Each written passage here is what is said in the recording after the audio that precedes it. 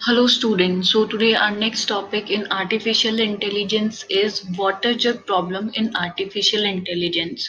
So अब हमारे पास यहाँ क्या है, एक प्रॉब्लम है वाटर जग का, राइट। तो इसमें हमें क्या करना है, हमें कुछ दो वाटर जग दिए हुए हैं।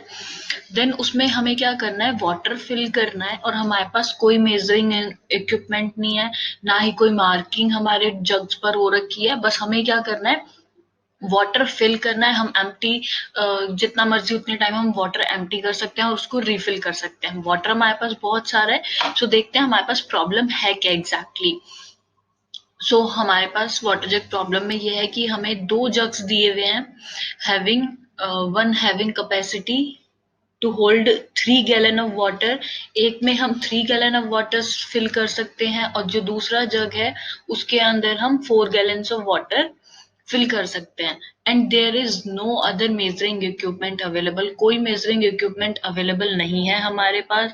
हम उस पे कोई मार्किंग हमारे पास नहीं है। सो जो एजेंट है उसका टास्क क्या है कि जो 4 गैलन वाला जग है उसमें exactly 2 gallon of water fill करना है। सिर्फ हम ये दो जग्स यूज कर सकते हैं, हमारे पास कोई और मटेरियल नहीं है, हमारे पास वाटर है, दो जग्स है जिनके ऊपर कोई भी मार्किंग नहीं है।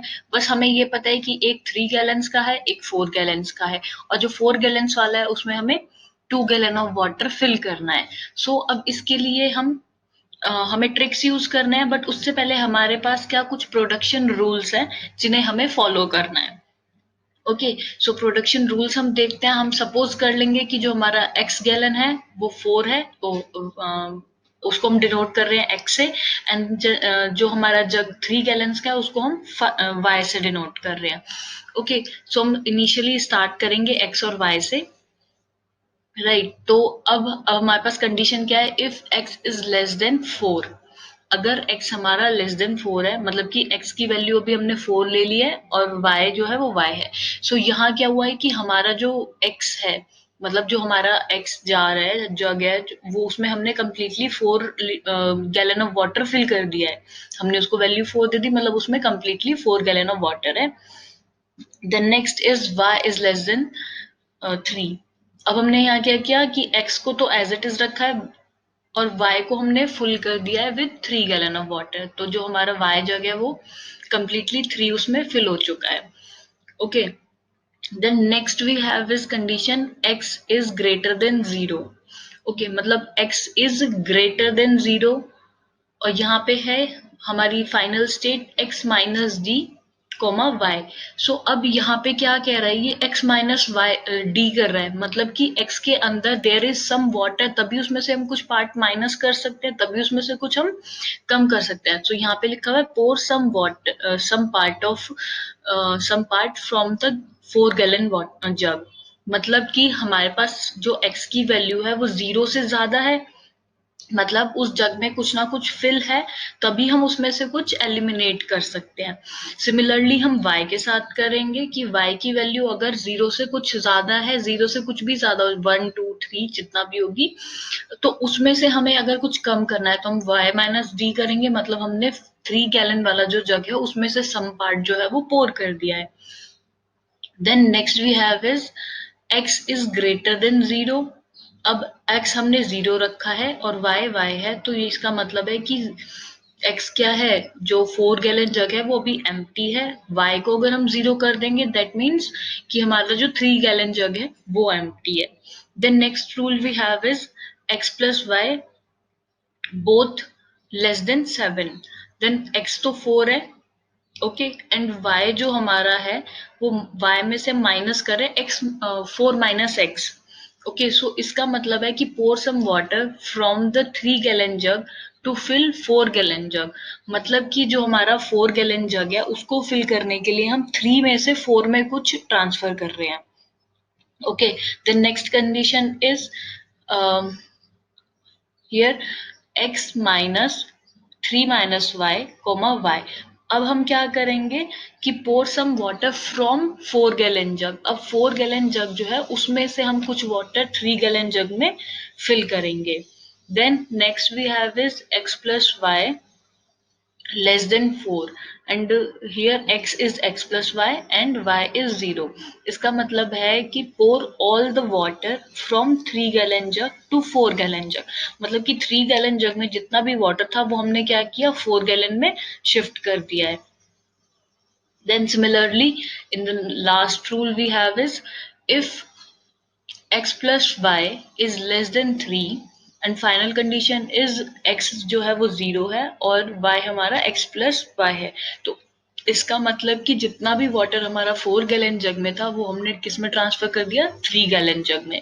सो ये हमारे पास 10 प्रोडक्शन रूल्स हैं. इनके बेसिस पे हम क्या करेंगे अपना जो हमारा जग है उसके अंदर वाटर फिल करेंगे. तो अब इसको देखते हैं कैसे हमने किया है. हमने एक वाटर जग ले लिया है. हाँ इसको ऐसे देखते हैं डायग्राम. एक हमारे पास 4 गैलन है और एक हमारे पास 3 गैलन है. तो सबसे पहले तो दोनों क्या हैं 0 0 दोनों एम्प्टी हैं. ओके सो ये इनिशियल स्टेट है हमारी जब दोनों एम्प्टी है. Then next what is happening 4 gallon jug contain 0 and 3 gallon jug contain 3. Rule 2 हमने यहाँ पे अप्लाई किया है कि जो हमारा 4 गैलन है वो तो क्या है 0 है और जो हमारा 3 गैलन है इसको हमने क्या किया फिल कर दिया है. कंप्लीटली फिल है इसमें 3 गैलन.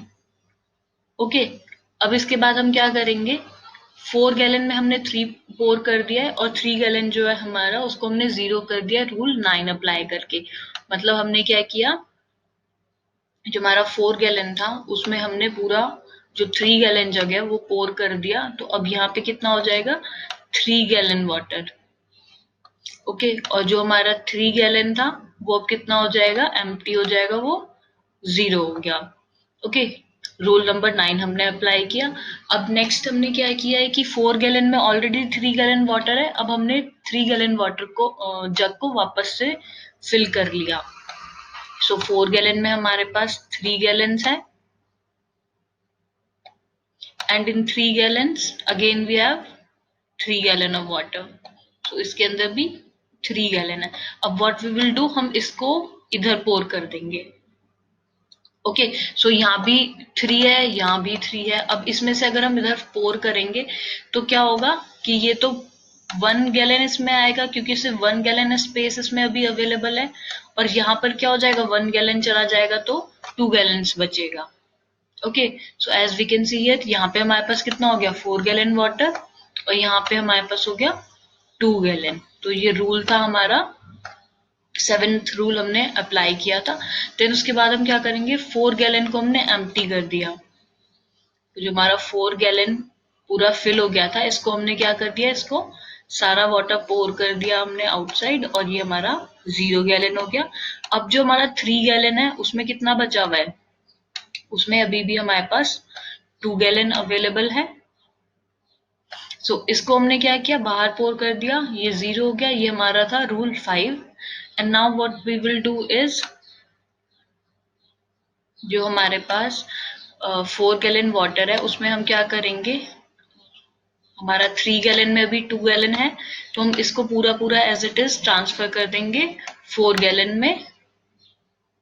तो यहाँ पर हमारे पास आ जाएगा 2 गैलन्स. ओके सो यहाँ पे हमारे पास क्या हुआ 2 गैलन ऑफ वाटर अवेलेबल हो गया. सो ये हमने रूल नंबर 9 वापस से अप्लाई किया. अब जो हमारा 4 गैलन वाटर जग है हमारे 4 गैलन वाटर जग में एग्जैक्टली कितना वाटर है 2 गैलन्स. सो यही हमारा गोल स्टेट थी कि हमें क्या करना था 4 गैलन जग में 2 गैलन ऑफ वाटर फिल करना था. तो हमें इसको टोटली करने में 7 स्टेप्स लगे. हमने 7 स्टेप्स अप्लाई किए हैं और तब उसमें हमने 4 गैलन जो वाटर जग था उसके अंदर हमने एग्जैक्टली 2 गैलन ऑफ वाटर पोर कर दिया. अब हमारे पास जो 3 गैलन जग है वो एम्प्टी हो चुका है. हमने रूल नंबर 9 अप्लाई किया. So on reaching the 7th attempt we reach a state which is our goal state. Therefore at this state our problem is solved. मतलब 7th स्टेट पर आकर 7th स्टेप पर आके हमारी जो प्रॉब्लम थी वो सॉल्व हुई थी. So for doing this we have to follow all these 10 rules. हमें ये याद रखने पड़ेंगे जो सारे रूल्स हैं 10 रूल्स हमें याद करने पड़ेंगे. देन उसके बाद हम अपना ये जो प्रॉब्लम है उसको सॉल्व कर सकते हैं। तो this is all about the water jug problem in artificial intelligence. So इसके साथ हमने यहाँ पे जो एग्जाम्पल लिया है वो 4 और 3 का लिया है, हम इसमें 5, 7 भी ले सकते हैं, और any other example we can take to fill the water jug problem. So I hope ये आप लोगों को समझ आया होगा। Thank you so much.